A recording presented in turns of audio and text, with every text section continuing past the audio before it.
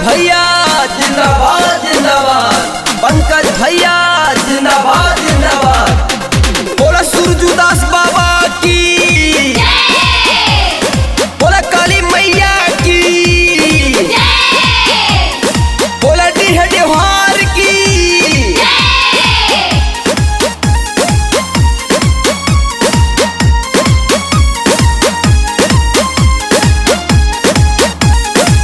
गाँव चिताही तहसील डुमरियागंज हो, बलक भगवानपुर वाइन का संघ हो। पंकज श्रीवास्तव जी को इस बार विजयी जरूर बनाए।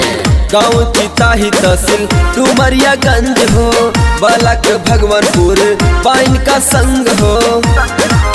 भानु भैया को गल से लगा लीजिए, लगा लीजिए, लगा लीजिए। पंकज श्रीवास्तव चंदन जी को इस बार विजयी बना दीजिए। पंकज श्रीवास्तव चंदन जी को इस बार विजयी बना दीजिए।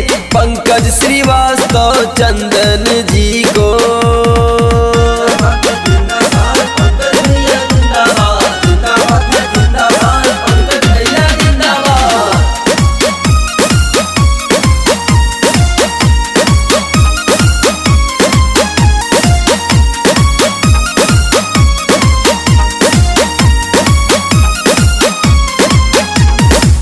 दुखिया गरीबों के है ये सहारा, होगा विकास से वादा हमारा।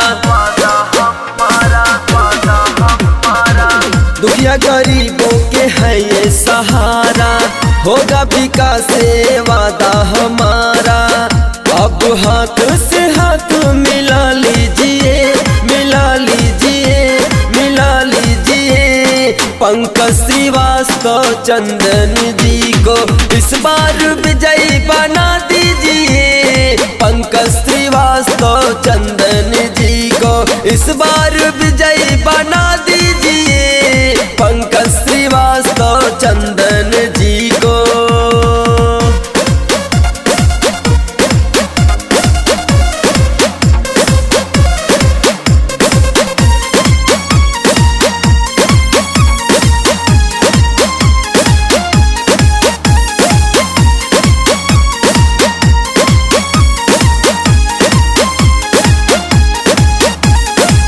गोलू कुंदन नंदलाल बंसी बिक्कू, विपिन गुन्नू बरखु संघ में निक्कू।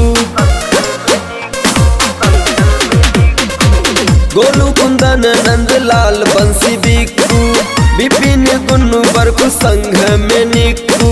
CID लव कुश डब्लू बता दीजिए, बता दीजिए, बता दीजिए। पंकज श्रीवास्तव चंदन जी को इस बार विजयी बना दीजिए। पंकज श्रीवास्तव चंदन जी को इस बार